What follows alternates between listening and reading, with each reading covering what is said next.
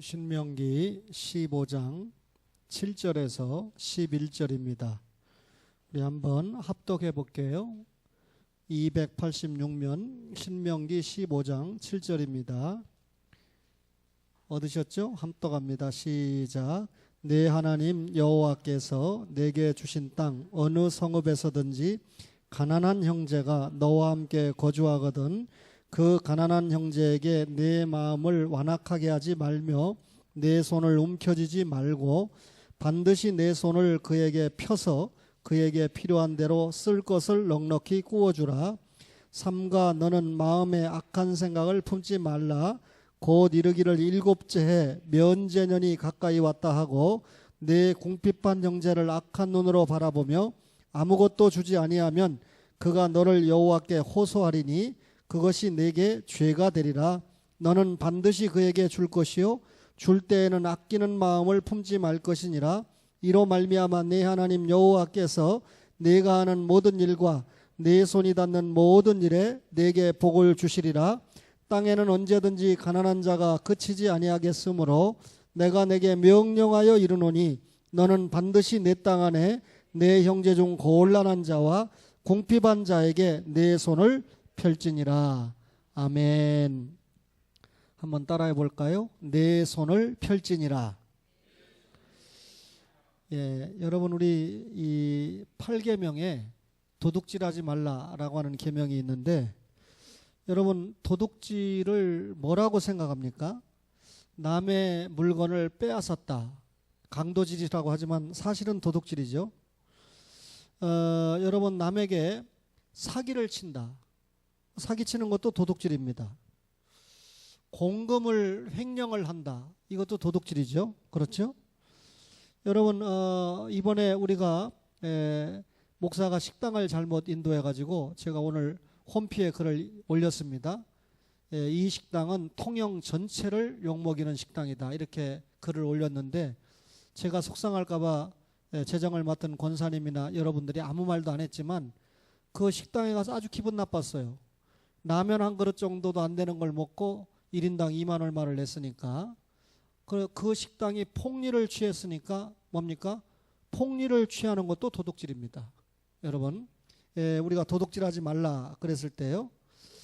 여러분 학생들이 시험 보는 날 남의 것을 보는 것도 도둑질입니다. 레포트를 받아보면 요즘은 컴퓨터 시대니까 이거 받아가지고 약간 변형해가지고 내는 친구들이 꽤 있는데 저한테 잘 걸리죠. 여러분 이 남의 레포트를 보고 베껴서 내는 것도 그것도 도둑질입니다.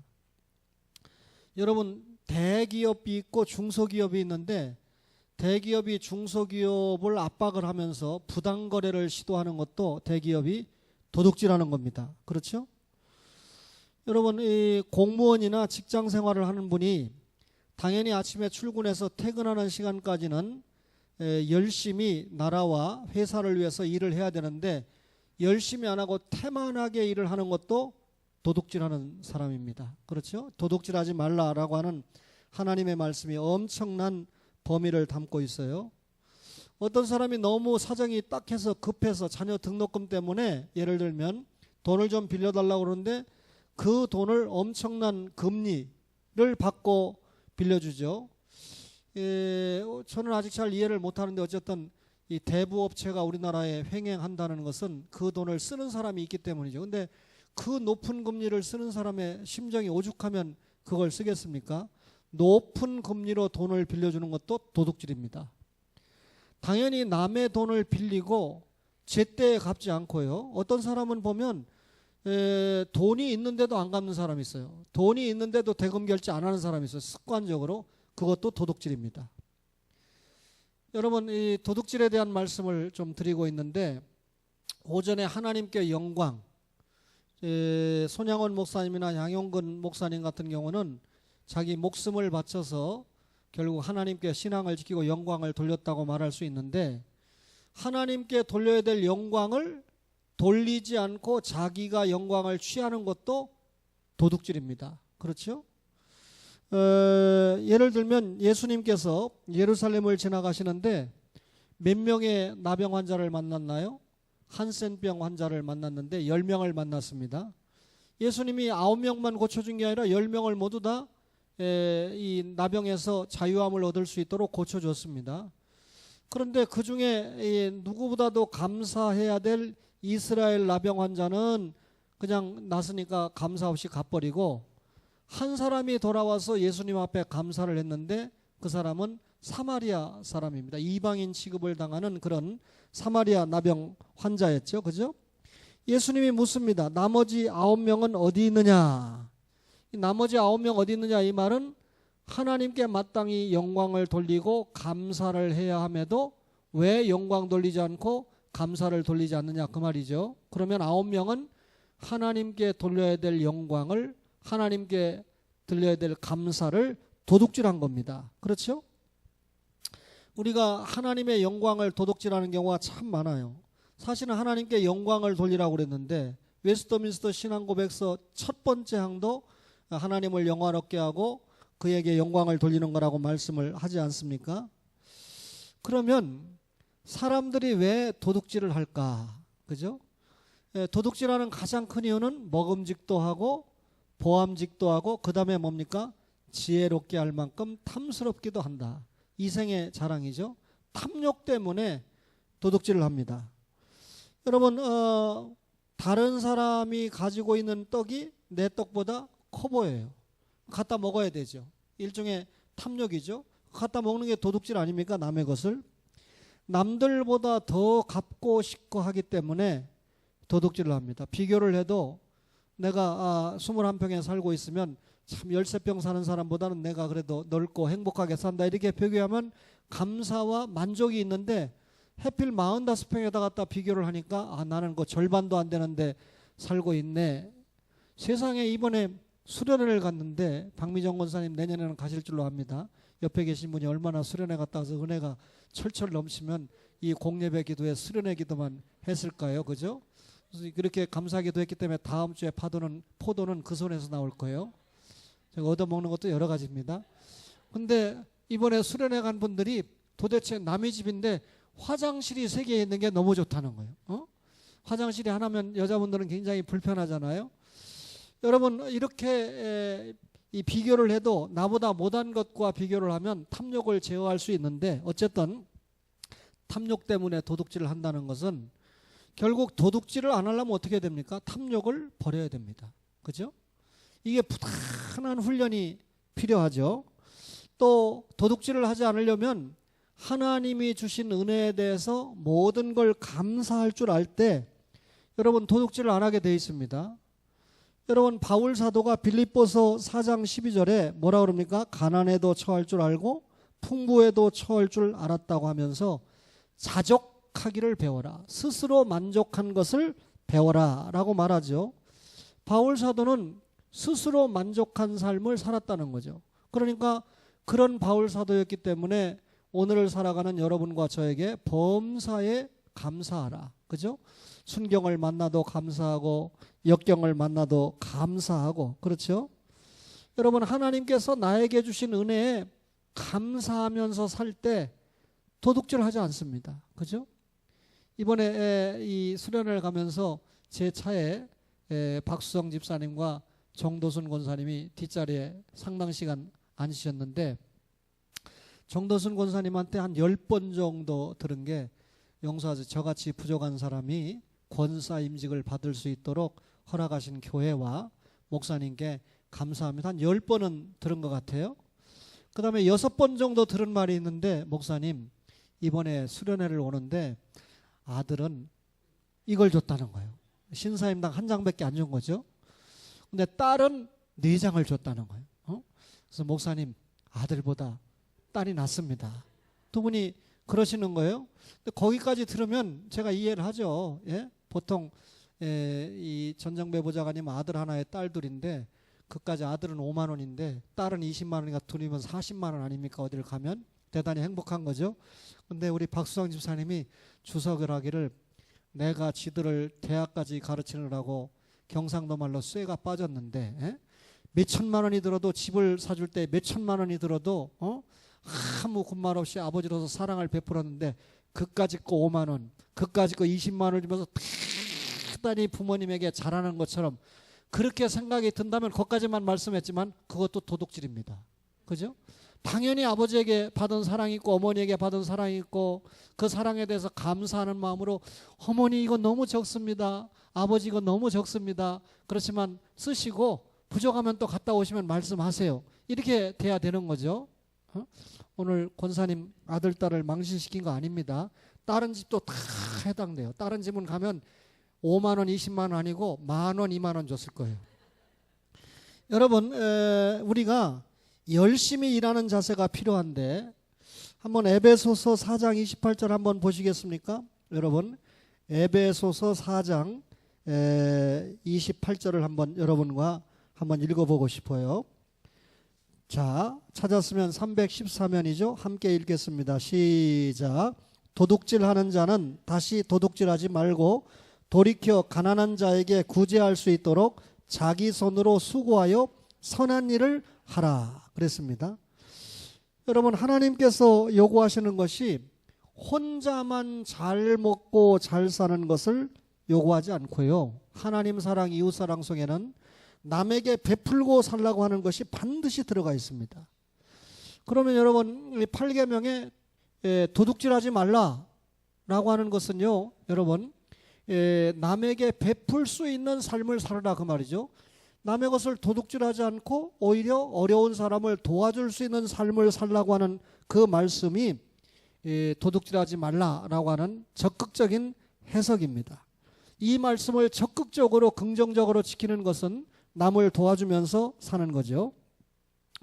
여러분 우리가 다 대접받기를 좋아하는데 대접받으려면 남을 먼저 대접하라. 주님의 말씀입니다.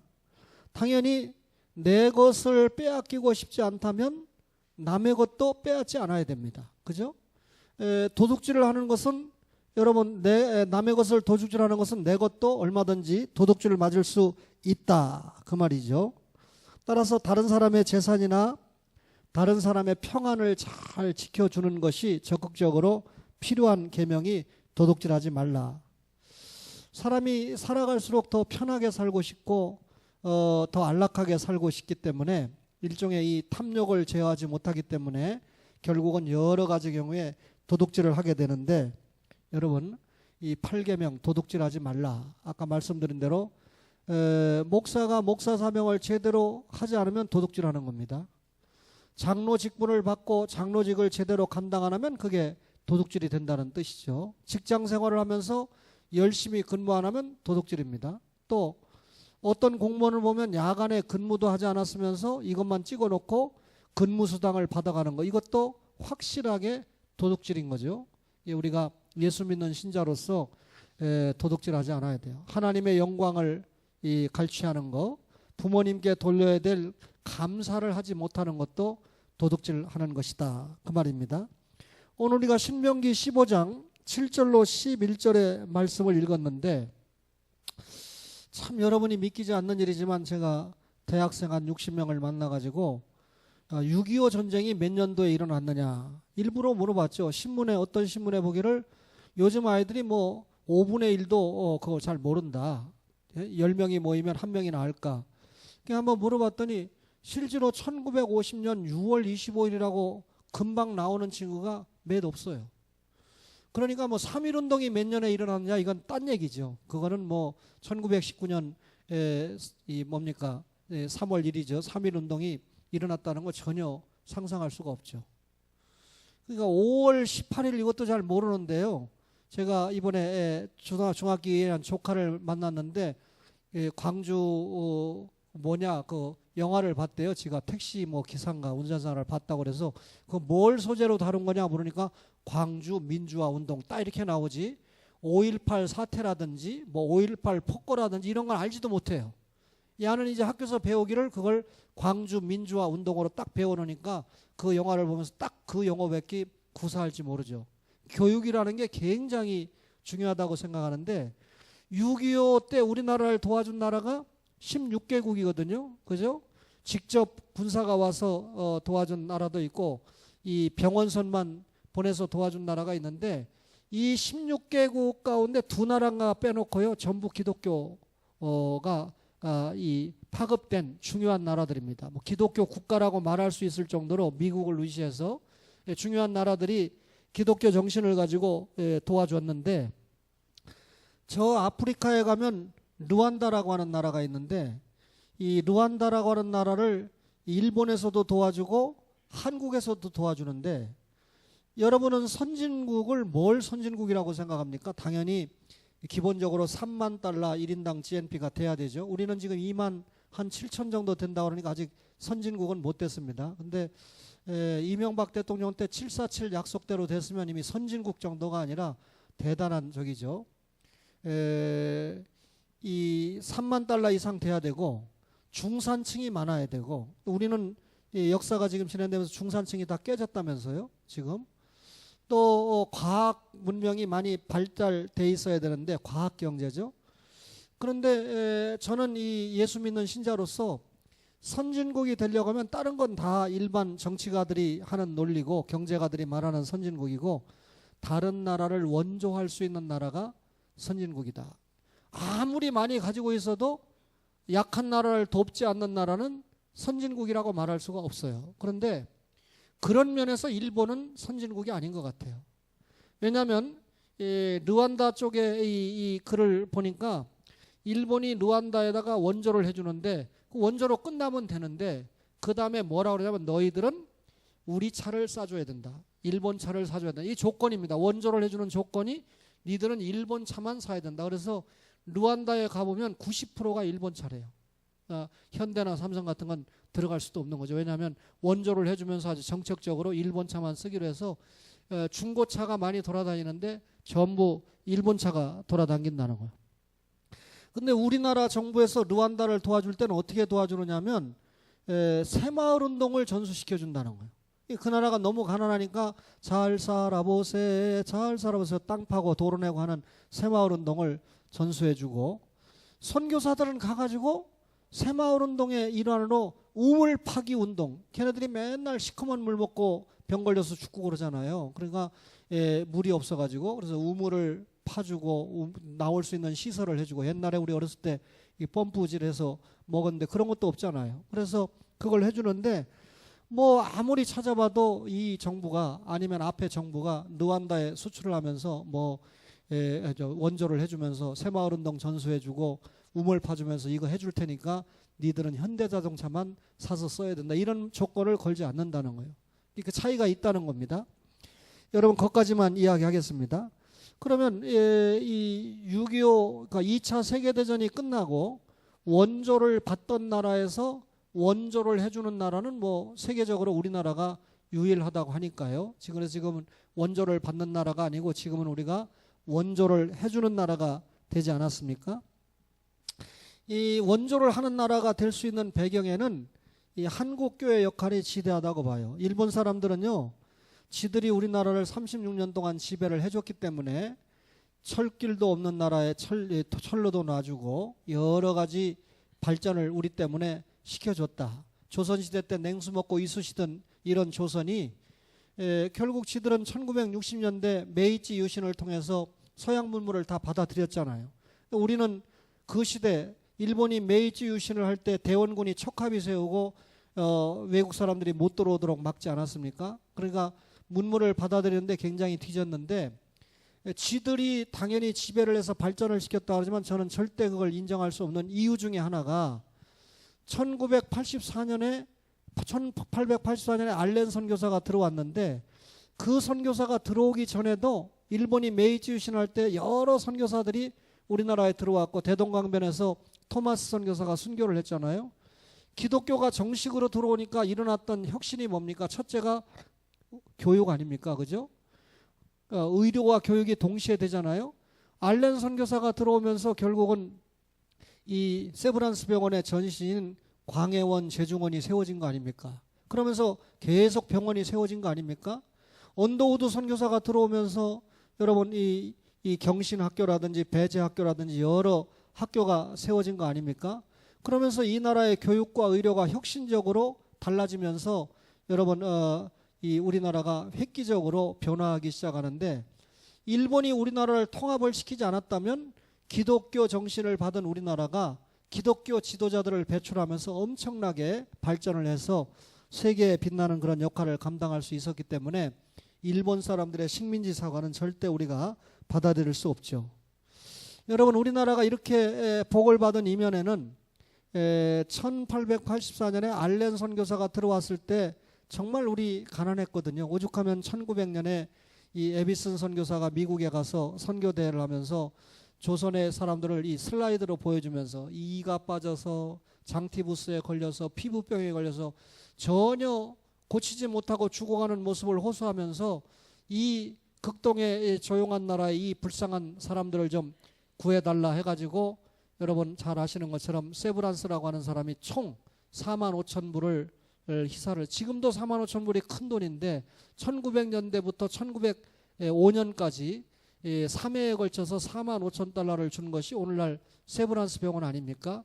이렇게 이 지원을 받으면서 우리나라가 굉장히 발전을 했는데 어려운 그 시기를 통과하고 불과 30년이 안 돼가지고 1884년에 우리가 받았잖아요.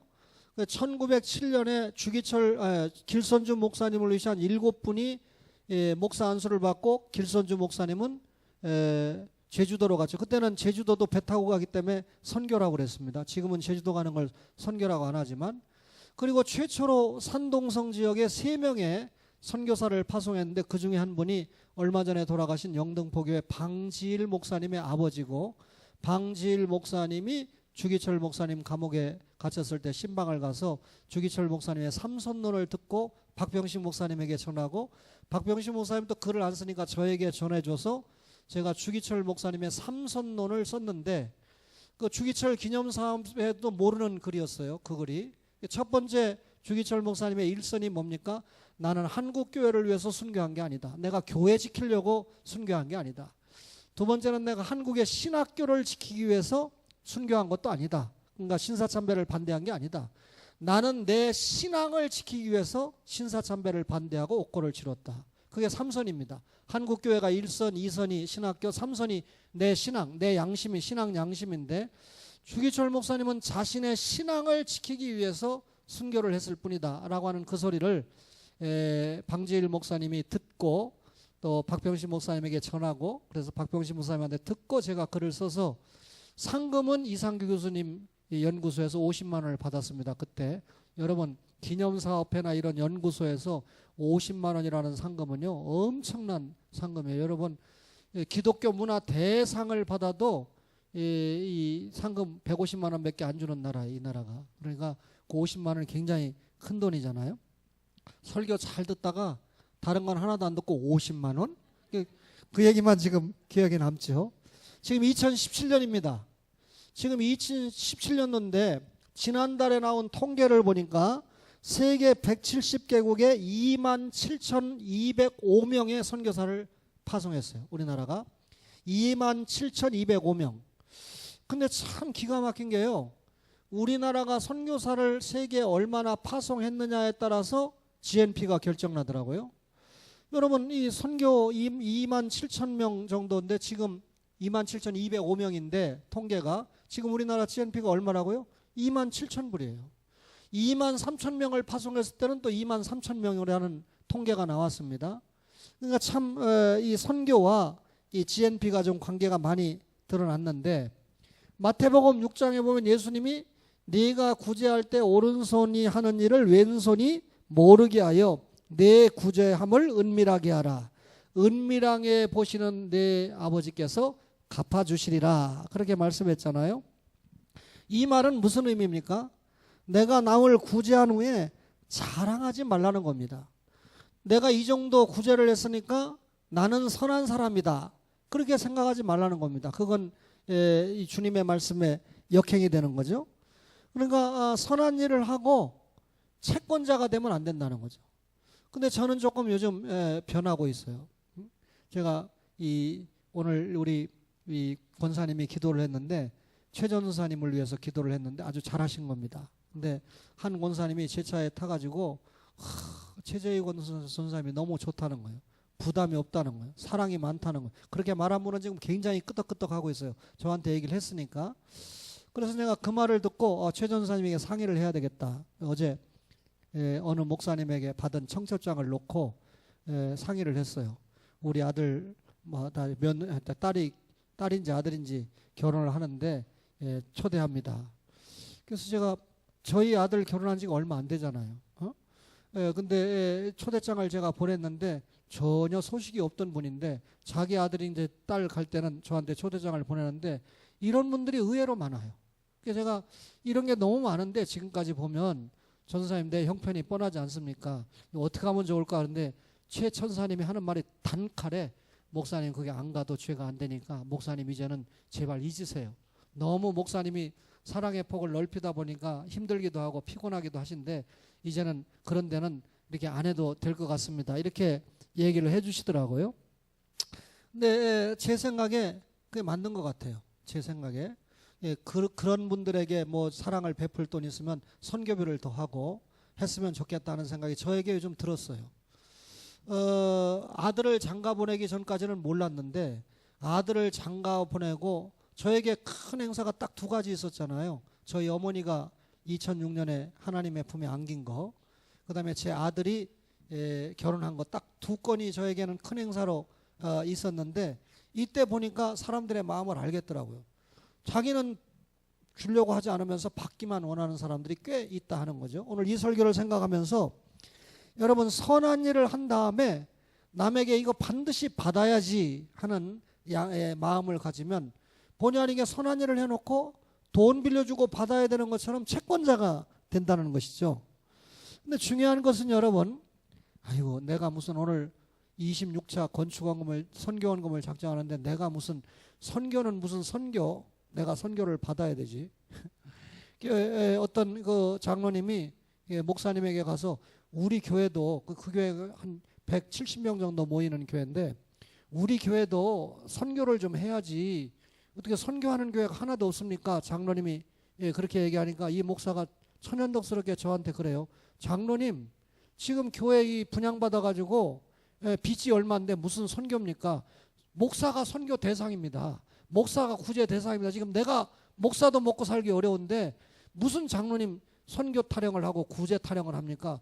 그렇게 얘기를 하게 그 듣는 순간 저는 그 목사님과 지금까지 만나지 않고 있습니다. 뭔 말인지 이해를 하시죠? 오해하지 마세요, 여러분. 이 큰 돈을 벌어가지고 선교해야 되겠다. 내가 앞으로 돈을 많이 벌어서 구제해야 되겠다. 99.9%는 거짓말이더라고요. 제가 목회 30년 하고 있잖아요. 마게도냐 교회를 보세요. 많은 환난과 어려움을 겪었던 교회가 마게도냐 지역의 교회들인데 성경에 보면 고린도후서 8장 3절에 그들이 힘대로 할 뿐 아니라 힘에 지나도록 자원을 했다. 풍성한 헌금을 들여가지고 어려움에 빠진 사람들을 구제했습니다. 여러분, 부자가 구제를 잘할까요? 가난한 사람이 구제를 잘할까요? 이거 대답이 필요 없어요. 1960년대 한국교회가 얼마나 배고팠습니까? 우리 여러분 수련회 가면 쌀 가지고 가야 돼요. 그리고 또 회비도 내고 하지만 어려우니까 다. 굉장히 가난했지만 1960년대 70년대 한국교회는 구제하는 데 1등이었습니다. 어려운 사람들이 교회 가면 다 밥 얻어 먹었고 여러분 성탄절에 가면 도움 받았고 그랬거든요. 그런데 지금은 이 훨씬 그때보다 잘 사는데도 불구하고 교회 대비 그때보다 선교나 구제하는데 열심을 내지 않고 있습니다. 여러분, 불우이웃을 돕는 것이 부자 동네가 잘할까요? 달동네가 잘할까요? 아마 전정배 보좌관님이 조사를 해서 저한테 알려주시면 송도 신도시가 구제하는 것보다 저 어디 나는 세상에 뭐 옥년동도 이렇게 옥년동인지 어디도 연탄 아직까지 보급해야 되는 그런 사람이 연수구에 살고 있다 그러니까 잘 이해는 안 됐지만 아마 구제를 하자 그러면 어려운 사람들이 구제를 형편에 비해서 잘하는 경우가 많아요. 왜냐하면 내가 어려운 이 입장을 당해봤기 때문에 다른 사람의 어려움을 알기 때문에 마음을 여는 경우가 많다는 거죠. 결론적으로 말하면 가난할 때 돕지 못하면 부자가 돼도 돕지 못하는 겁니다. 가난할 때 남을 잘 도왔던 교회와 사람들이 부자가 돼도 남을 잘 돕는다는 것이죠. 오늘 여러분 신명기 15장 11절을 한번 함께 정말 뜻을 생각하면서 읽어봅시다. 11절 결론에 시작. 땅에는 언제든지 가난한 자가 그치지 아니하겠으므로 내가 내게 명령하여 이르노니 너는 반드시 내 땅 안에 내 형제 중 곤란한 자와 궁핍한 자에게 뭐라고요? 내 손을 펼지니라 그랬습니다. 여러분 우리 교회가 정진우 선교사님도 돕는데 다음 달에 또 나오는데 제가 아직은 기도 중입니다. 보니까 내용은 3칸의 교실은 완성을 했지만 또 다른 교실을 준비해야 되기 때문에 약간 모금을 위해서 나오는 것 같아요. 근데 우리 교회는 한 템포 좀 건너야 되겠다. 제가 그런 생각을 하고 있지만 여전히 우리 교회가 현재 매월 지원하면서 기도하고 있습니다. 태국의 김재원 선교사도 열심히 우리가 지원을 하고 있죠. 작은 건은 뭐 이루 말할 수가 없고 지난번에 우리 김성애 학생과 같은 경우에도 우리가 사랑의 구제연금을 해서 그 딸에게는 잊을 수 없는 자기 엄마가 우리 교회를 나왔던 것도 아니고 자신이 우리 교회 등록해서 다닌 것도 아닙니다. 다만 학교에서 교수 목사로 저를 만났을 뿐인데 주님의 사랑을 여러분을 통해서 받게 되니까 그렇죠? 또 이 정우천 목사님 경우도 이 한 교회를 이끌어 가는데 우리 초원교회의 이 사랑의 후원과 또 목사 개인의 후원이 굉장히 생명줄이 되고 있다는 말을 자주 전해오면서 감사하고 있습니다. 여러분 이 우리 교회 정도의 규모라고 하면 대부분의 교회들이 그저 목사 생활비 사례라고 그러죠. 좀 주고 교회 여러 가지 관리비 내면 그걸로 끝입니다. 근데 우리 교회는 설립된 그 시간부터 여러 가지 어려움이 있었음에도 불구하고 지금까지 선교하는 일과 구제하는 일을 끊이지 않았어요. 그래서 26차 선교원금을 작정할 만큼 이렇게 시간이 왔는데 오전에 말씀을 드린 대로 우리가 구제하고 선교하는 것이 교회가 펼치는 하나의 사업이 되면 안 됩니다. 교회 여러분과 저가 가지는 가장 중요한 마음이 뭡니까? 영혼을 생각하는 구령의 마음이죠. 그죠? 그리고 그 영혼을 구원하고 그 영혼을 양육하는 그런 마음이 아주 강하기 때문에 구제와 선교 열정이 붙어야 된다라고 하는 거죠. 그렇죠? 이번에 수련을 하면서 아마 기도하신 김명자 권사님이 좀 기도를 했던 그 중요한 이유 가운데 하나가 중직도 아닌데 그 참석한 사람이 하나 있어요. 운전한다는 이유 때문에. 그래서 둘째 날 밤에 둘러 앉아가지고 이제 간담회를 하면서 간담회 한다 그러면 얘기 잘 안 하잖아요. 김영경 권사님 무슨 얘기 할 것 같아요? 김영옥 권사님 무슨 얘기 할 것 같아요? 그래가지고 쭉 이제 당연히 자기가 한마디씩 돌아가면서 얘기를 하도록 했는데 뭐라고 얘기가 되는 가운데 우리 김영옥 권사님이 목사님이 이왕 수련회 왔으니까 한 군데라도 더 보여주려고 애쓰시는 얼마나 비가 왔습니까? 근데 비가 엄청난 축복이에요. 김교천 장로님 비가 안 왔으면요 거제도가 복잡해가지고 댕길 수가 없습니다. 그때 휴가철이라. 통영은 무슨 한산도 대첩 축제를 했기 때문에 8월 15일 날 이 통영 돌아다니다가는 주차할 데도 없어서 돌아오는데 비가 주룩주룩 오니까 개미 새끼 한 마리도 없는 거예요. 우리만 돌아다니는 거예요. 그러니까 시간도 하나도 안 걸리고 볼 거 다 보고 댕겼거든요. 그런 어떤 즐거움이 있었는데 우리는 뭐 거제도가 멀으니까 못 가봤다고 그러고 도대체 최재희 전사님 부산 살면서 그 옆에가 거제도인데 거기를 잘 안 가보셨다고 그러니까 얼마나 바쁘고 기쁘게 사셨겠어요. 자녀들과 함께. 그랬는데 우리 이 권사님이 그런 말씀을 하시고 이제 중직이 아닌 집사회가 왔는데 전혀 이번 수련회와 관계없는 소리를 하는 거예요. 이 자기 아빠인 목사 곁에 이 권사님들과 장로님들 조남을 이야기하면서 적어도 26, 7년 동안 아빠와 함께 했다는 것을 보면 자기 아빠 목회가 실패한 목회가 아니라는 거예요. 어떤 목사님 곁에 이렇게 귀한 분들이 그렇게 긴 시간 동안 똑같은 사람에게 똑같은 설교를 들어주며 또 자기 아빠가 성격이 급하잖아요. 요즘은 제가 굉장히 느려졌어요. 그렇지만 그런 아빠와 함께 한 그런 장시간의 이런 가족들을 보면 목사님의 목회가 성공이고 실패한 목회가 아니다 이런 얘기를 할 때 쥐도 울고 옆에 분들도 뭐 울먹울먹 하는데 저도 또 그런가 싶더라고요.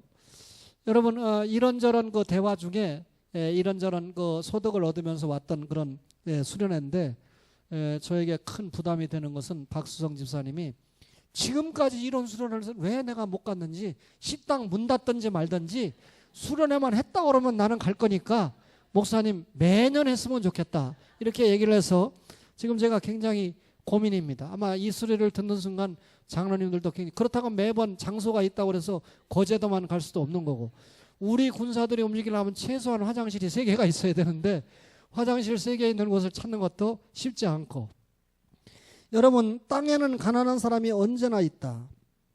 구제와 선교가 반드시 필요한데요. 제가 결론을 이렇게 드리고 마치겠습니다. 구제를 위한 구제는 안 됩니다. 이건 예수 관계없이 얼마든지 할 수 있는 일이죠. 구제를 위한 구제 안 됩니다. 또 여러분 선교를 위한 이 구제도 안 됩니다. 미안합니다. 구제를 위한 구제가 안 되고 선교를 위한 구제가 돼야 됩니다. 다시 말하면 남을 도와줄 때 그것이 그 영혼을 구원하는 마음을 가지고 그 예수 믿는 사람은 그 영혼을 성장시키는 마음을 가지고 그러니까 우리의 사랑을 통해서 성애는 구원받은 게 아니에요.